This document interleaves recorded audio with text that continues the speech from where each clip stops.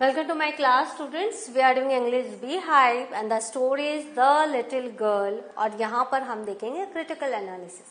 Critical analysis का मतलब क्या होता है? जो भी स्टोरी आपने अभी पढ़ी है उसको क्रिटिकली आप कैसे एनालाइज करोगे, उसके सेटिंग, उसके थीम, उसके कैरेक्टराइजेशन, उन सब के बारे में जब हम बात करते हैं तो इसको कहते हैं critical analysis. Let's start. Now theme क्या है स्टोरी की? In The Little Girl we have the themes of fear, control, freedom, independence, acceptance, compassion and change. तो क्या क्या है? फियर है, वो बच्ची बहुत डरती है अपने पापा से. कंट्रोल है, उसके पापा बहुत कंट्रोल करते हैं सबको. फ्रीडम है, वहां पर फ्रीडम किस चीज की? जब वो अपनी ग्रैंड माँ के साथ रहती है तो वो फ्री रहती है. और जब मैकडॉनल्ड्स की फैमिली को दिखाया गया है तो वहां फ्रीडम है, वहां इंडिपेंडेंस है, वहां एक्सेप्टेंस है. और फिर कंपैशन, जब उस लास्ट में जब उसकी मम्मा हॉस्पिटलाइज रहती है तो यहाँ कंपैशन दिखाया गया है. और फिर चेंज ऑफ हार्ट किसका है? एक्चुअली इस बच्ची का चेंज ऑफ हार्ट है, जो अपने लिटिल अंडरस्टैंडिंग के कारण अपने पिता को लविंग फादर नहीं समझती थी. Now taken from her something childish and other stories collection, the story is narrated in the third person. तो ये स्टोरी जो है यह कौन से बुक में है? Something childish and other stories के कलेक्शन में. और ये पूरी स्टोरी थर्ड पर्सन में है. And from the beginning of the story the theme of control is shown. जब आप कहानी पढ़ोगे पूरा तो आप देखोगे कि शुरुआत से ही उसके पिताजी का कंट्रोल जो पूरे घर में है वो दिखाया गया है. Kezia's father controls each individual. हर एक इंसान को केजिया के पापा कंट्रोल करते थे. How detrimental this level of control is to Kezia is that she stutters when she talks to him.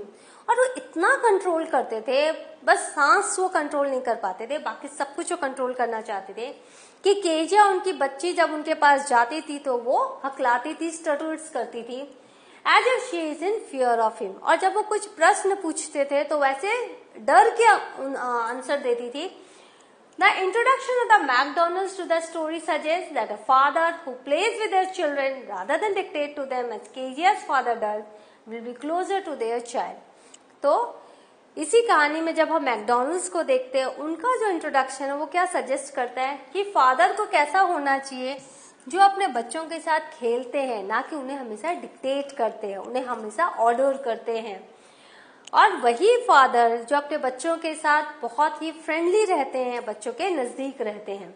And as a result the child will be happier. और जब पिता इतने अच्छे होते हैं, फ्रीडम देते हैं बच्चों को, उनके साथ समय बिताते हैं, तो बच्चे भी काफी खुश रहते हैं.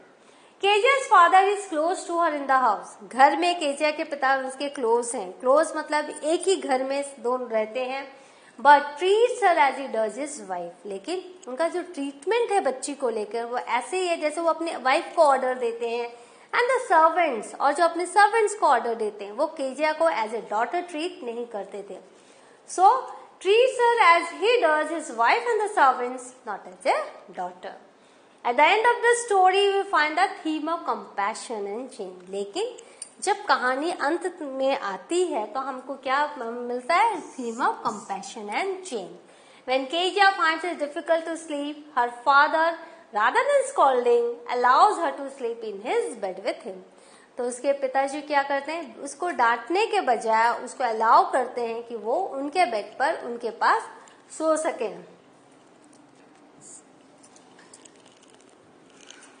He is allowing Kejia's feelings and fears from the nightmare to take precedence. First time उन्होंने केजिया की फीलिंग्स को, उसके डर को इम्पोर्टेंस दी, अपने कंट्रोल से आगे रखा और उसको समझा. He is connecting with her. उस समय वो उससे कनेक्ट हो गए. How important this connection is to Kezia is that she begins to forgive her father for his previous action. और ये कनेक्शन इतना काम आया, इतना ये कनेक्शन इम्पोर्टेंट था केजिया के लिए कि उसने अपने पापा को उसके प्रीवियस हरकतों के लिए माफ करना स्टार्ट किया. She begins to forgive her father for his previous actions and takes into consideration. और उसने ये सोचा that the anger he has shown towards her was a result of him having had to work so hard. कि वो जब इतना गुस्सा दिखा रहे थे तो वो बहुत ज्यादा काम का जो प्रेशर था, स्ट्रेस था, उसके कारण वो उसके ऊपर नाराज होते हैं, वरना उसके पापा बहुत लविंग फादर है। It is also interesting that Mansfield and the story with the line, और बहुत इंटरेस्टिंग है ये देखना कि जब वो कहानी खत्म होती है कौन सी लाइन पर होती है, what a big heart you have got father dear, कि फादर डियर तुमको कितना बड़ा दिल मिला है।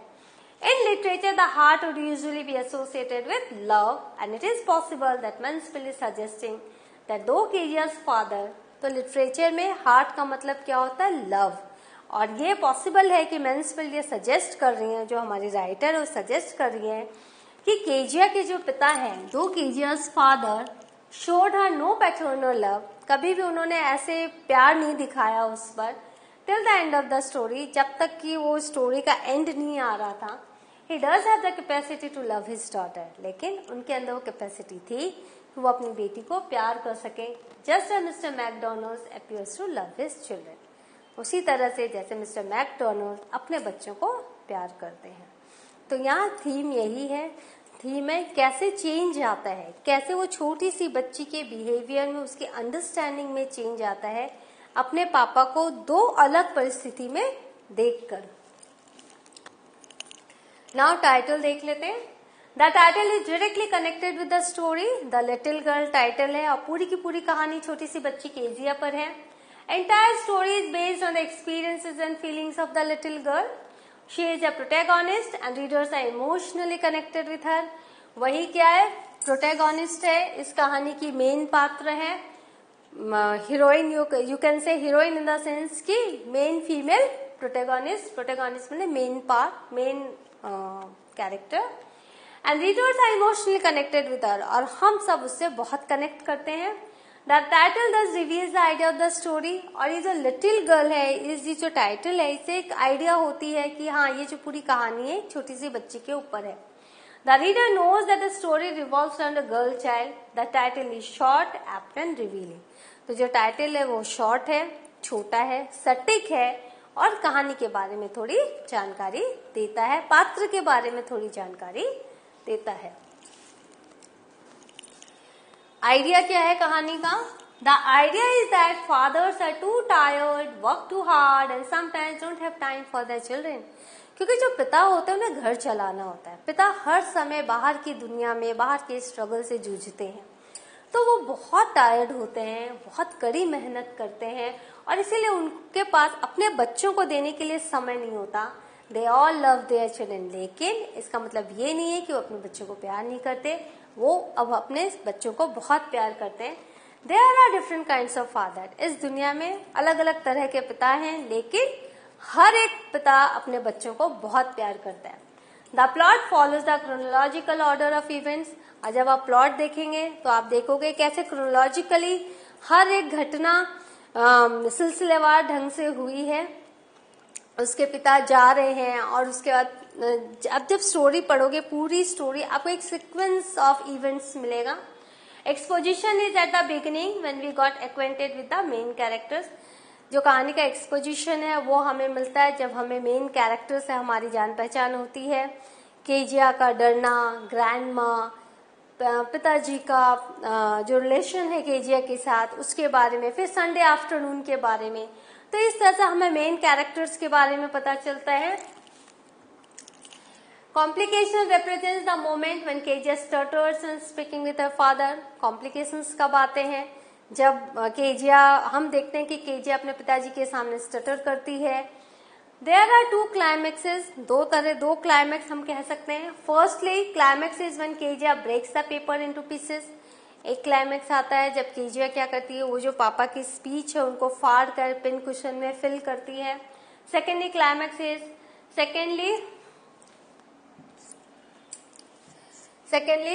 Is when Kezia has a nightmare. और सेकेंड चेंज कब आता है, क्लाइमेक्स कब आता है, जब जो केजिया है उसको डरावना सपना आता है। Denouement represents the moment when father whips Kezia and the other moment when father takes Kezia into his bedroom. तो denouement कब होता है? जब केजिया के पापा उसको whip करते हैं, हाथों में रूलर से मारते हैं, और दूसरा जब उसके पापा उसको अपने बेडरूम पे, डरी हुई केजिया को अपने बेडरूम में लेके जाते हैं। Narration is dynamic and it gives a continuous accounts of events. और जिस तरह से थर्ड पर्सन नरेशन है वो बहुत ही अच्छी तरह से डायनामिक स्टाइल में है और एक कंटिन्यूअस अकाउंट्स ऑफ इवेंट्स है, कहीं भी ठहराव नहीं है, एक लय है, एक बहाव है।